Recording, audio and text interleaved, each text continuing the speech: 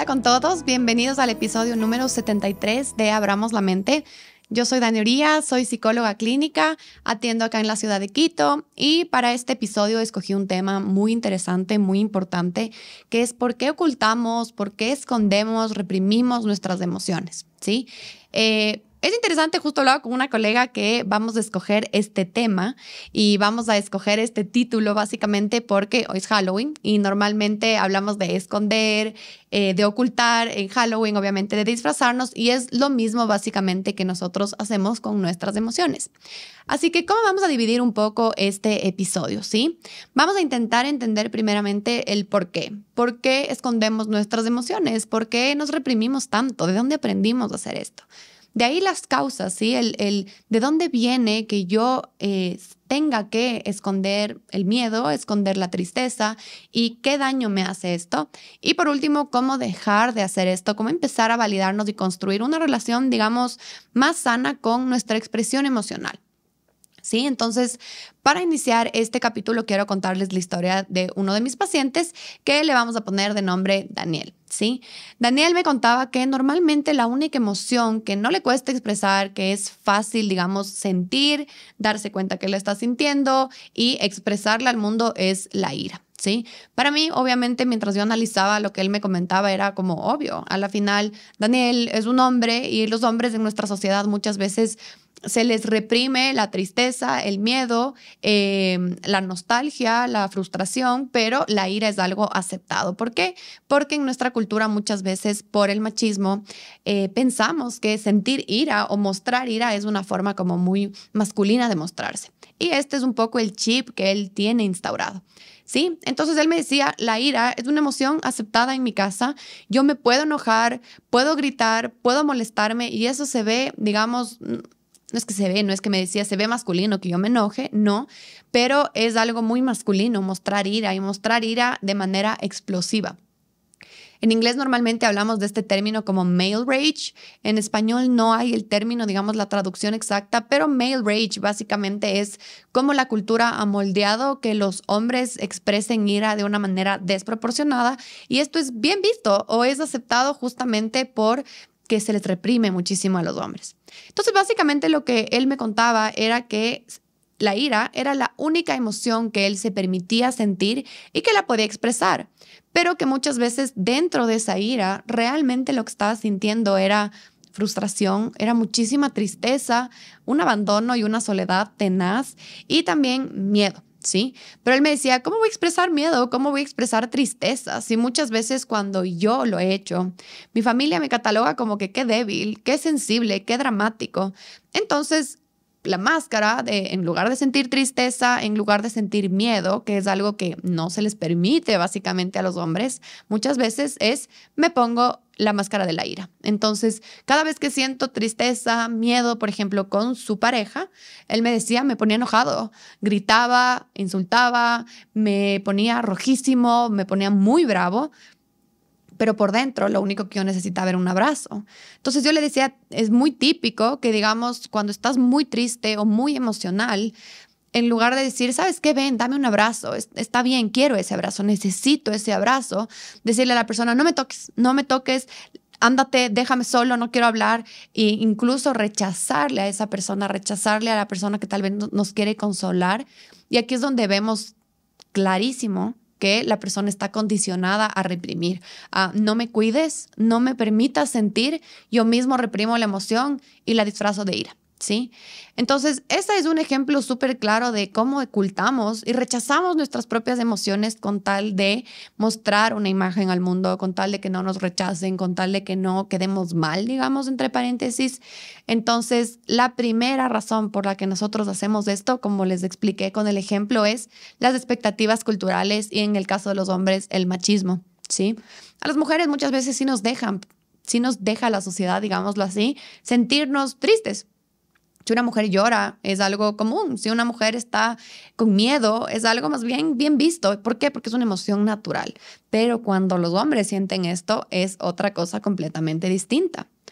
Otra razón importante de las expectativas culturales es qué emociones nuestra cultura cataloga como malas, entre paréntesis, o como buenas. A veces se ve la ansiedad, la tristeza, la envidia como emociones malas, como si fueran emociones sucias, emociones a las que hay que tenerles asco, no sentirles, versus emociones buenas como la felicidad, la sorpresa, el amor, etcétera, etcétera. Hagamos algo importantísimo en este capítulo, que es: ninguna emoción es mala ni buena, solo son reacciones que nosotros tenemos ante las situaciones o ante cómo interpretamos una situación, ¿sí? Entonces no es que porque sientas más miedo es una emoción mala, sino simplemente es una emoción. Entonces, algo que yo siempre les digo a mis pacientes, o sea, ¿qué pasa con tu familia o en tu cultura o en el entorno en el que estás, que ciertas emociones están catalogadas como malas o sucias o que no deberías sentir y cuáles sí? Sí quisiera que se hagan esta pregunta en este capítulo, porque es importante que empecemos a analizar por qué yo veo a la tristeza como algo malo. O a veces nuestra sociedad dice que la envidia es emoción muy, muy mala, cuando la envidia es una emoción también natural. ¿Qué se siente cuando ves a alguien que tiene algo que tú no tienes y que a la final estás viendo todo lo que esta persona está logrando y te hace sentir a ti de una forma muy incómoda, como puede ser la envidia? Pero no significa que tengas un problema, que envidioso, no, solo significa que estás sintiendo envidia. Son emociones. Las emociones simplemente son reacciones en nuestro cuerpo, en nuestra mente, de lo que nosotros estamos viviendo, ¿sí? Y una pregunta que yo siempre les planteo a mis pacientes es: según tu familia, según tu cultura, ¿qué es ser fuerte? ¿Sí? ¿Qué es ser fuerte? ¿No sentir? ¿Qué es ser fuerte? ¿Sentir? Hay familias donde sentir es muy aceptado, es muy validado, y la persona más fuerte es la que siente, la que llora, la que expresa, la que dice. Hay familias, en cambio, donde ser fuerte es quién se aguanta más, quién reprime más y quién no habla para nada del tema. Ese es el fuerte. La segunda ejemplo de familia que les doy obviamente no es un ejemplo muy sano. ¿Por qué? Porque justamente se va a lo que estamos nosotros conversando, que es: reprimir significa fortaleza, que la verdad no es así. Reprimir significa aislamiento, reprimir significa no me permito ser vulnerable. Y a lo que voy un poco con esto es que a veces yo les digo a mis pacientes que, sobre todo a los hombres, cuando vienen muy reprimidos emocionalmente, les pregunto como que, a ver, ¿qué es más valiente? Reprimir y literalmente no hablar con nadie, aislarte y decirle a todo el mundo como: lárguense, no me vean mal, no quiero hablar con nadie, déjenme en paz. ¿Eso es más valiente? O más valiente es sentarte, me invento, con tu pareja, con tus padres, con tus amigos más cercanos, ponerte a llorar y decir: oigan, estoy mal, oigan, no me siento bien.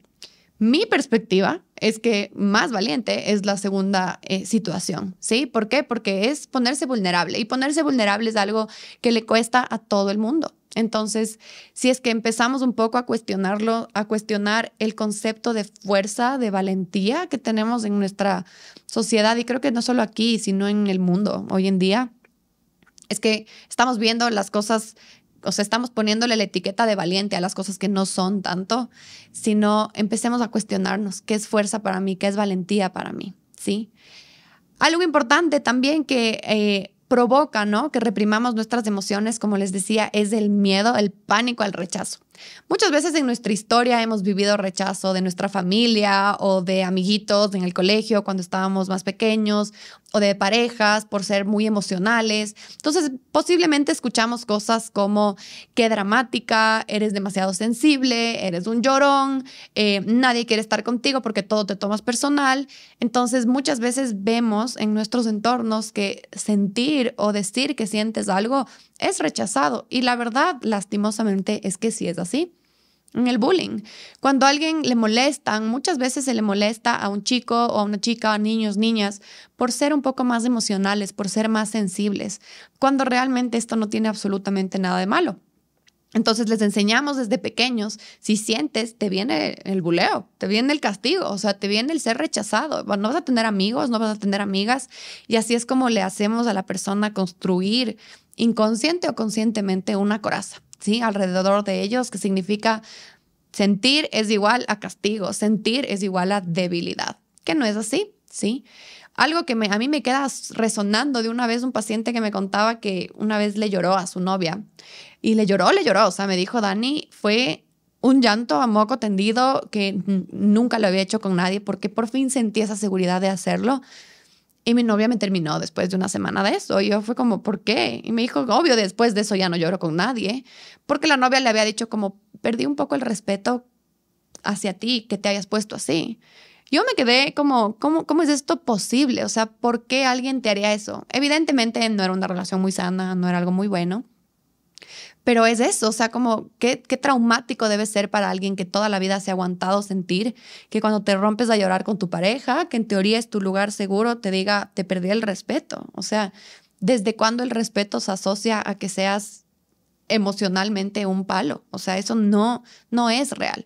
Pero hay personas que, me imagino esta chica, por ejemplo, están condicionadas por este machismo a ver como, ok, o sea, no es muy varonil de tu parte ponerte a llorar cuando esto no es así. O sea, necesitamos descondicionar, desenraizar, digámoslo así, estas creencias, tanto de los hombres como de las mujeres, como de las familias, porque si no nos metemos en un ciclo donde todos estamos reprimidos y lastimosamente eso es lo que está pasando muchas veces hoy en día, ¿sí? Igual si alguna vez te han catalogado de eres una víctima, eres un llorón, eres un débil. ¿Cuántas veces hemos escuchado de familias donde se utilizan estos adjetivos todo el tiempo cuando los hijos están mal? O cuando te dicen como, no te puede ver nadie así, tú no eres débil, no tienes que estar fuerte, nadie te puede ver siendo una persona débil. De una le enseñamos y le metemos el chip al niño o a la niña de débil. Si lloras, si sientes que es una experiencia humana, natural, es igual a débil. Entonces creamos niños, niñas totalmente inconscientes de lo que sienten. Y luego nos preguntamos por qué las sociedades cada vez más son más ególatras, más, digamos, solitarias, luego no tienen empatía por nadie, porque justamente, o sea, estamos creando generaciones donde sentir es cada vez más prohibido. Entonces, no, o sea, si nos ponemos a preguntar el por qué esta sociedad de ahorita o los chicos de ahorita son tan ensimismados, no les importa nada, es por eso. Es porque vamos generación tras generación clavándoles un poco el bicho de no puedes sentir y si sientes está mal. Lo bueno es que últimamente existen estos espacios, se está validando mucho más a que los hombres pueden sentir y son humanos al igual que las mujeres, que todas las personas merecen tener estos espacios, entonces por ahí vamos cambiando algo, pero tenemos que seguir haciéndolo. Con nuestros amigos, con nuestras familias, con nuestros hijos, nuestras hijas, sobre todo las generaciones nuevas. Hay que enseñarles que sentir no está mal, que sentir no es un pecado, ¿sí? Ahora, otra cosa importante, yéndonos al punto C, digamos, de esto primero que estoy explicando, es que nuestras experiencias del pasado sí marcan mucho el qué tanto expresamos y qué no. Como les decía, la invalidación familiar, si es que te ridiculizaron por sentir algo, si es que cuando sentías, digamos, llanto. Yo me acuerdo de chiquita, yo estaba en un colegio mixto y después me cambiaron a un colegio solo de mujeres, pero en el colegio mixto tenía un amiguito que era muy sensible y no era malo, o sea, era muy chévere, se llevaba muy bien con todo el mundo.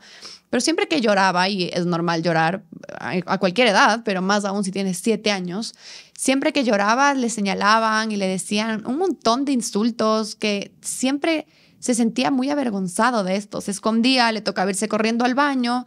O digamos, en mi caso, a veces a mí me cuesta mucho llorar, justamente porque siento que todo el mundo después me ve. Es como que, ¿qué te pasó? ¿Por qué estás así? ¿Y por qué estás llorando? Y es como, ok, o sea, creo que es una experiencia normal, pero como todo el tiempo también intenté ocultarlo. Ahora cuando lo hago es como, y cuando no necesariamente tiene que ser algo grave, ¿sí? Sino simplemente a veces, no sé, lloré porque me estresé demasiado y no sabía qué más hacer. Es un punto muy, muy válido. Entonces, los colegios, nuestras experiencias tempranas nos hacen condicionar que ciertas emociones están prohibidas o que ciertas emociones vienen con vergüenza, con culpa. Sé que muchísimos hombres que están escuchando este capítulo van a saber que si ellos lloraban en el colegio, bullying hasta que te gradúes. O si es que tú te ponías o le culpabas a alguien de que te hizo algo o le responsabilizabas a alguien que te hizo sentir mal, bullying hasta la muerte. O sea, ¿por qué? Porque era si sientes, te vamos a molestar. Si sientes, te catalogamos del llorón, del mimado, del hijo de mami.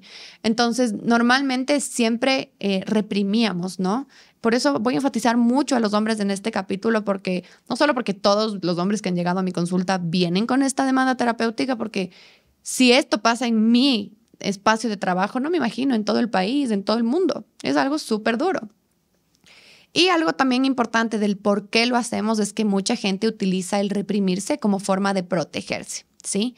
Sabemos que mucha gente piensa que invalidar sus emociones o no sentir o no mostrarse tristes, con miedo, etcétera, a la gente les hace sentirse mucho más protegidos. Por ejemplo, si es que cuando tú llorabas en tu casa o te quejabas, te pegaban, ¿sí? No te beneficiaba para nada volver a sentirte triste, volver a mostrar tristeza. Lo único que aprendías era, si lloro, golpe. Entonces, mejor no lloro, mejor me escondo y así me protejo del golpe. Y así es como condicionamos nuestra mente a cualquier emoción mala, entre paréntesis, como estábamos hablando antes, que yo sienta, mejor la reprimo porque así nadie me castiga, nadie me bulea, nadie me molesta y todo bien, ¿sí?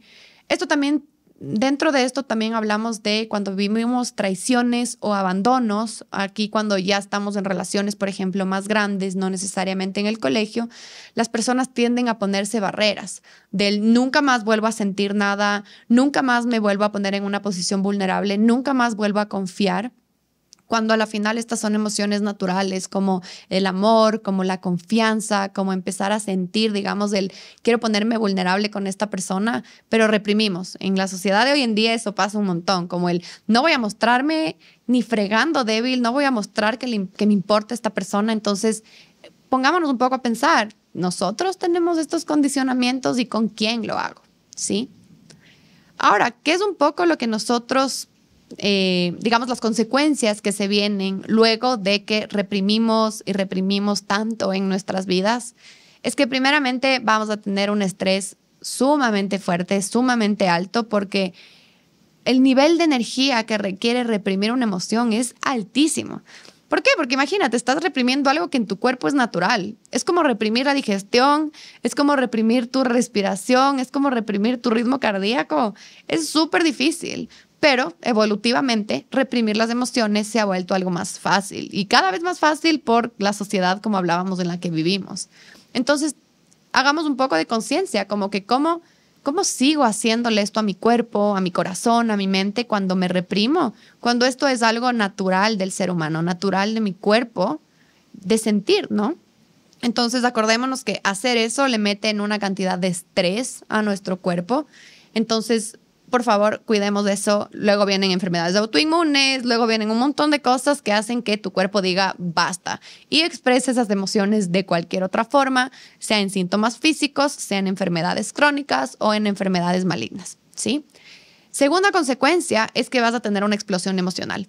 Esta es la típica de me guardé hasta que ¡boom! Exploté y dije cosas horribles, hice cosas súper hirientes y no me pude controlar. Esa es una consecuencia muy grave. ¿Por qué? Porque significa guardé tanto hasta que ya, o sea, tengo un límite y tuve que explotar. Y siempre que explotamos lo hacemos de las formas más desagradables. Así que siempre acordémonos que mientras más reprimas y más te guardes, va a llegar un punto de quiebre donde a alguien le va a caer el palazo, digamos, y casi siempre tiende a ser la persona menos culpable porque tendemos a explotar con las personas que más seguros y más en paz nos sentimos. Entonces les cae obviamente el palazo, como decía, a las personas que no lo merecen. Entonces eso algo súper importante tomar en cuenta. Tercera consecuencia importante es los problemas de salud mental que esto provoca. Ansiedad, depresión, algo que yo siempre les digo a mis pacientes cuando llegan con depresión y que repetí esto también en el anterior capítulo es, la depresión no significa estoy triste todo el tiempo. Hay tipos de depresión. La depresión significa yo no siento nada. ¿Por qué? Porque reprimí tanto toda la vida que luego mi cuerpo simplemente dejó de experimentar o de expresar emocionalmente todas las emociones, no solo la tristeza, no solo el enojo, sino deprimí tanto todo que ya no siento tampoco felicidad, ya no siento tranquilidad, ya no siento, no sé, emociones más placenteras. ¿Por qué? Porque nos encargamos tanto de aplastar, de esconder la emoción, que luego la depresión dice, ok, esto es lo que estamos haciendo, entonces no sintamos nada. Eso es la depresión. La ansiedad, en cambio, es siento demasiado, que muchas veces las personas con ansiedad sabrán que sientes todo y todo es súper, súper... estás muy sensible a sensaciones, a emociones, a reacciones, te das cuenta de todo. La ansiedad básicamente te está diciendo, te guardaste tanto que ahora me fui al otro lado, exploté por completo. Y así el sinnúmero de trastornos de salud mental que se dan por justamente reprimir. En nuestro anterior capítulo hablábamos de los trastornos alimenticios. Los trastornos alimenticios tienen una represión emocional. ¿Por qué? Porque tú te alimentas y comes para dejar de sentir una emoción. Las personas con TCA no saben, por ejemplo, reprimir bien sus emociones como el resto de personas, por ejemplo, pero la forma en la que encuentran de reprimir es matándose de hambre al no comer, por ejemplo, en el caso de la anorexia. ¿Por qué? Porque cuando tienes hambre, lo único que sientes es hambre, pero ya no sientes emociones. En la bulimia, en cambio, comes tanto, te incomodas tanto que dejas de sentir si estás triste, por ejemplo, porque estás demasiado lleno. Entonces, démonos cuenta, en todos los trastornos de salud mental existe el componente de la invalidación o de la represión emocional. ¿Sí? Entonces tengamos en cuenta el daño que le estamos haciendo a nuestro cerebro, a nuestra mente, a nuestro cuerpo al reprimirnos. Cuarta consecuencia importante es qué impacto tienen mis relaciones. Si yo no me permito sentir, no soy auténtico, yo no soy Dani, si es que yo no me puedo poner, digamos, mal con mi pareja, con mi familia. Yo no puedo ser yo, si es que yo no puedo enojarme a veces con mis amigas o decirles, esto sí me encanta, esto me parece o esto no me gusta. Entonces, cuestionémonos un poco como si yo tiendo a reprimirme, ¿qué máscara le estoy mostrando al mundo? Los hombres, en este caso, muchas veces cuando me cuentan mis pacientes, todo el mundo piensa que soy súper bravo o todo el mundo piensa que soy súper serio y súper enojón. Pero la verdad no soy así, solo es un poco como yo me he mostrado a todos, pero la verdad soy un poco más sensible. Y ahora es desarrollar el cómo hacemos para que esa persona se demuestre cómo es sin miedo a ese rechazo que hablábamos antes, ¿sí? Y bueno, ahora en la tercera parte de este capítulo quiero hablar de cómo empezar a romper este ciclo, ¿sí? Primero, antes que nada, es empezar a entender por qué lo hacemos, ¿sí? ¿Por qué estoy reprimiéndome? ¿Por qué tengo esta costumbre? ¿Por qué me da tanto miedo estar triste con mi gente? ¿Por qué me da miedo el miedo? ¿Por qué no le puedo contar a la gente que tengo miedo? ¿Qué pienso yo de mí mismo cuando siento tristeza? ¿Qué pienso yo de mí mismo cuando estoy frustrada? Pensemos un poco, ¿cuál es mi concepto de mí mismo cuando sí soy emocional? Tal vez nos empecemos a dar cuenta que sí me gusta quién soy cuando estoy emocional, pero solo voy a mostrarme así a ciertas personas. Entonces, ¿qué es lo que yo les digo a mis pacientes? Siempre tienes que encontrar, si es que toda la vida has vivido reprimido, una persona que te acepte emocional. Y eso es lo que hacemos en terapia, ¿sí? Yo les digo eso a mis chicos, por ejemplo, cuando vienen a terapia y nunca han sido emocionales y llorar es básicamente tortura al principio porque es como miércoles, hay una mujer, mi terapeuta, en este caso yo, viéndome llorar a mí, hombre, que no lloro nunca, qué vergüenza. Pero ahí es donde empieza el cambio, donde en lugar de juzgarles o de reprimirles, es como, estoy aquí, o sea, te escucho, no hay nada de qué avergonzarse. Boom, se empiezan a soltar, boom, empiezan a ser ellos. Y eso es muy hermoso, es súper lindo. Entonces, por eso la terapia, si es que esto te pasa crónicamente, es muy necesaria. ¿Por qué? Porque encuentras una persona al frente tuyo que está dispuesta a escucharte, a aceptarte, incluso a quererte por cómo tú eres realmente, siendo sensible, siendo emocional. Segunda cosa que podemos hacer es reconocer y nombrar las emociones. Esto es algo interesante porque tal vez para ciertas personas digan como que qué onda, ¿por qué está recomendando esto tan fácil? Hay gente que ha sido tan reprimida en su vida que no tiene idea que el enojo se llama enojo y que la frustración se siente así o que la decepción se siente así, solo es me siento mal. Entonces tú le preguntas, ¿qué sientes? O sea, ¿cuál es la emoción primaria ahorita que sientes? Mal. Y es como, ok, pero ¿cuál es la emoción? Mal, no sé. O me siento bien, pero ¿qué es bien? No te puedo decir, solo está bien. Entonces, a veces aprender cómo se llama cada emoción que sientes es un paso extremadamente importante. Suena simple, pero ¿cómo le explicas a alguien lo que es decepción? O sea, ¿cómo le explicas a alguien que Obviamente ha sentido decepción, pero solo lo expresa como me siento mal. ¿Cómo le dices, verás, la decepción se siente así? Es súper difícil. Y si es que a ti te pasa que de verdad no sabes cómo verbalizar las emociones, te recomiendo empezar con algo que se llama la rueda emocional. Le puedes googlear y empiezas a ver la rueda del medio y luego la rueda de más arriba, más adelante. Sé que tal vez es medio raro escucharlo ahorita en el podcast sin tener esa imagen, digamos, visual, pero esta rueda emocional, si la googlean, les va a ayudar muchísimo si es que esto les pasa. La tercera es buscar la autocompasión, ¿sí? Empecemos a darnos cuenta que lo que sentimos es válido, que si estamos mal, nos podemos dar ese chance, nos podemos permitir, que si estamos cansados, está bien que podamos descansar, que faltemos un día a algo, que no queramos estar en todo. Empecemos a darnos cuenta que pobrecitos, o sea, que a veces nos exigimos un montón y está bien que a veces empecemos a decir, ya no jalo, ya no puedo. Y qué mejor que poder compartirlo con otras personas, ¿sí? Ahí es donde va mi cuarta parte. Busca tu comunidad. Y con comunidad me refiero a si es un amigo hermoso, si es solo tu pareja también. Si tienes 5 amigos, wow, pero qué hermoso. El chiste es que encuentres tu comunidad donde puedas decir, ve, amiga, estoy muy mal. O otra vez estoy sintiéndome así, no sé qué hacer. ¿Por qué? Porque eso ya de por sí te va a liberar. Cuando mis pacientes, a veces no hago nada en sesión, a veces solo les escucho y salen como, me sentí full mejor. ¿Y es por qué? Porque solo expresaron 1 hora seguida lo que sienten. Eso ya de por sí es catarsis, es soltar, es poner allá afuera qué te está pasando. Entonces acordémonos que tener esa comunidad, tener a alguien con quien hablar es súper elemental y necesario para todos los humanos, porque todos necesitamos conexión. Todos necesitamos validación, todos necesitamos que alguien nos escuche. Así seas la persona más independiente, individual, autosuficiente, chévere, pero igual necesitas eso. ¿Por qué? Porque eres persona, porque eres humano y tienes un sistema nervioso que requiere conexión social donde te validen y te escuchen, ¿sí? Entonces, esto es todo en el capítulo sobre nuestras emociones, ¿sí? Espero que a las personas, realmente si hay hombres escuchando esto, les agradezco mucho en llegar hasta acá, porque nunca se habla de las emociones en los hombres, ¿sí? Ya voy a hacer solo un capítulo de eso porque creo que es necesarísimo, a gritos pide nuestra sociedad.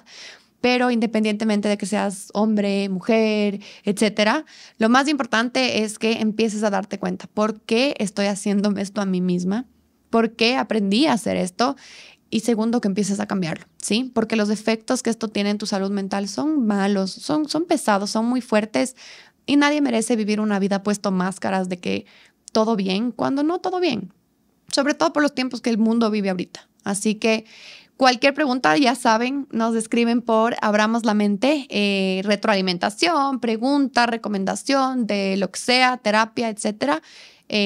Síganos en nuestras redes, en Abramos la Mente. También pueden ver este episodio ahora en YouTube. En cualquier plataforma de podcasts estamos igual. Así que espero que hayan disfrutado, que hayan aprendido mucho y por favor que empiecen a validarse. Cuídense mucho.